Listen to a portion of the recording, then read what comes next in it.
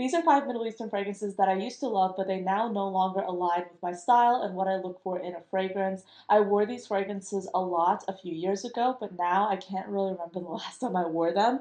And that is simply because tastes do change, preferences evolve. So what I like now is completely different from what I liked a few years ago and even last year. So tastes do change. There are some fragrances in my collection that I've loved for years and I continue to reach for, but these unfortunately are not those fragrances, and that's why I want to share them in today's video to help normalize the idea that fragrance preferences do evolve and do change as we continue to develop our tastes and preferences and smell more things.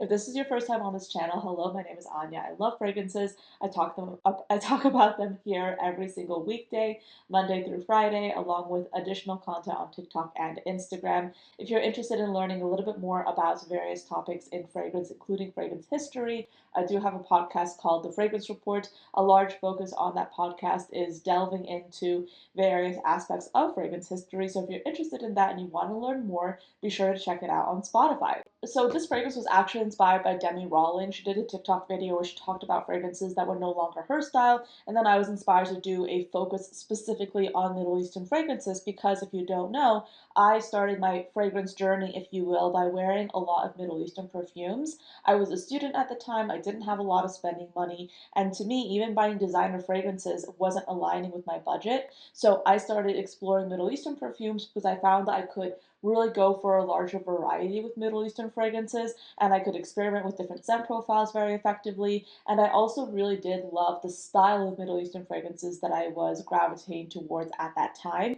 and they did last far longer than the designer fragrances I was being exposed to back then. So that's another reason why I was so interested in Middle Eastern fragrances. And of course, since I did start off wearing so many Middle Eastern fragrances, I felt like it would be appropriate to do a Middle Eastern version of this video. So I hope you enjoyed this one. Keep in mind, this is just my personal preference. I still do think these are good fragrances, but they're just not fragrances I wear anymore. Okay, so first up is Fakhar by Lattafa. This is Fakhar Rose. They have a few different versions of this fragrance, but the one I have is the rose version. This has top notes of fruits, lily, pomegranate, aldehydes, mid of tuberose, jasmine, gardenia, ylang ylang, honeysuckle, rose, and peony, and then a base of vanilla, white musk, ambroxan, and sandalwood. I remember loving this fragrance because to me it was like an even more decadent version of L'Interdit Givenchy, which is a fragrance that I really loved, but this was such like a way more cost-effective version of that fragrance. So of course this is what I gravitated towards. It was kind of like a grape-like fruity version of that fragrance with some white florals, and it was just so beautiful. I remember recommending this a lot, and it's still such a good fragrance. I really do like it, but it's not aligning with my style anymore. I don't really see myself wearing this fragrance because I have so many other fragrances that I'd rather reach for instead of this one. And that's not because this is not a great fragrance. I think it's a really good option if you're looking for like a honeyed white floral kind of fragrance. But to me, it's just something that I've worn so much that whenever I smell it, I kind of think, been there, done that. I don't need to reintroduce it to myself. I've already worn it so many times. I don't need to wear it again. And that's just how I feel like with this. I think I like it, but I don't love it quite as much as I used to. And it kind of like just makes me think of that time, like that nostalgic time, you know, the person that I was back then. And I'm like, do I need to be that person again? Probably not. I don't know. I just feel differently about this fragrance at the moment. So that's why I'm not wearing it. But I think I just have moved on from this fragrance, shall I say. So, Fakhar Rose by Lattafa. Okay, so next up is Oud Mood by Lattafa. This was my gateway into the world of Middle Eastern perfumery. I don't think I had tried that many Middle Eastern fragrances until I tried this one, and I was shocked by how much this fragrance spoke to me because I loved it. Keep in mind, at this point, I had been exposed to so many designer fragrances, and designer fragrances usually go closer to $100, and this was like 20. And I remember thinking in my head, how is this, in my mind, better than some designer fragrances? And I was shocked by that. I loved the bottle, I loved the presentation, I loved the smell. essentially this is a spicy oud with rose and a lot of other notes, including patchouli, pimento, things like that. Let me pull up the notes so I can give you the full breakdown. But this is kind of like your oud rose fragrance. Apparently it's inspired by Oud Bouquet by Lancome. I have not smelled Oud Bouquet, but I can tell where they get the inspiration from, since this kind of scent profile also runs through some other fragrances as well. But this is a perfume with notes of rose, saffron, and pimento at the top, a mid of oud, caramel, floral notes, and patchouli, and then a base of woody notes, resins, amber, incense, and musk.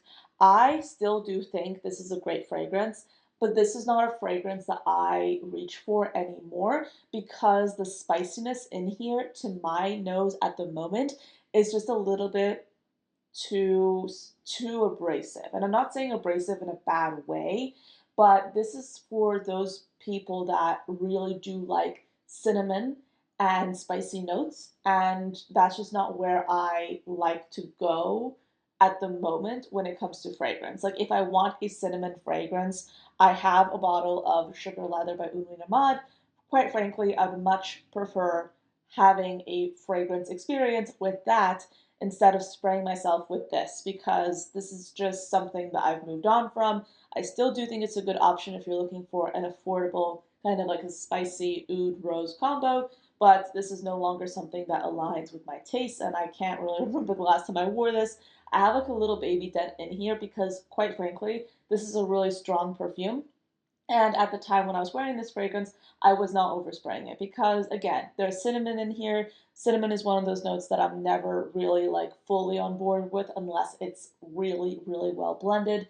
And because of that, I don't think I ever sprayed more than 3 sprays of this fragrance at any one point, which is why the dent here is really kind of small. I don't know how it is with this fragrance because I can't see. But yeah, I mean, it's a nice fragrance. I do think that it would be amazing on a guy, but this is not a fragrance that aligns with my personal preferences at the moment. So let's move on to something that I was recommending as recently as last year, as in 2023. I keep forgetting it's 2025.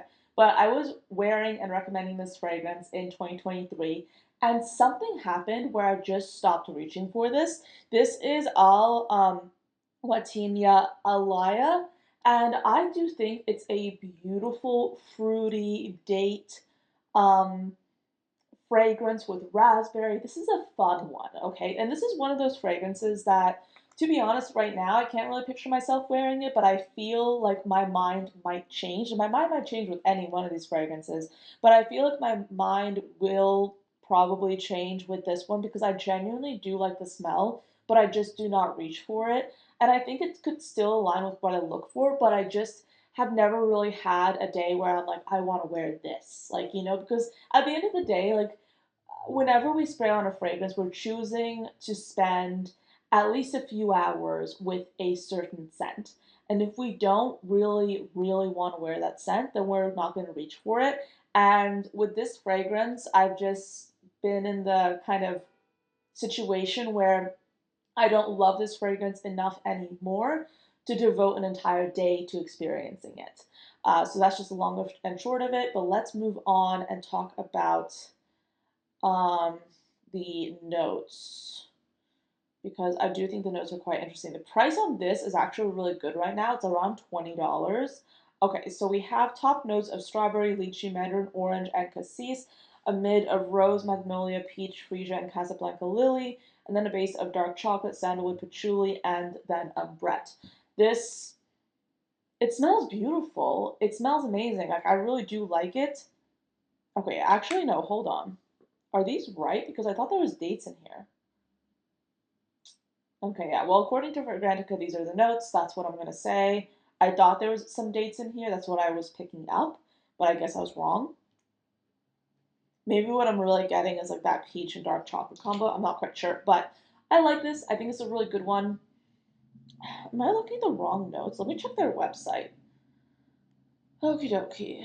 I guess, yeah, yeah. Am I like, has it really been that long that I'm just not remembering the correct notes? I literally thought there was raspberry in here. I guess I'm wrong.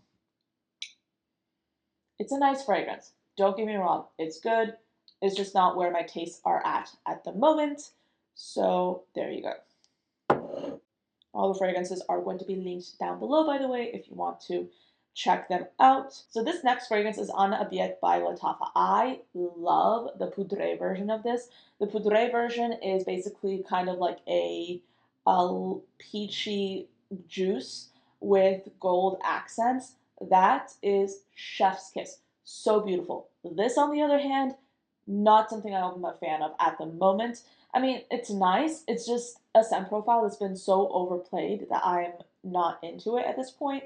This has top notes of bergamot and orange, a mid of vanilla and pear, and then a base of musk and amber. Okay, so you know how Baccarat Rouge, Cloud have like that synthetic musky smell? This smells like that. So if you're a fan of that synthetic musky smell and you want something maybe that's more focused on, say, pear, like maybe some more citruses, this could be really good for you.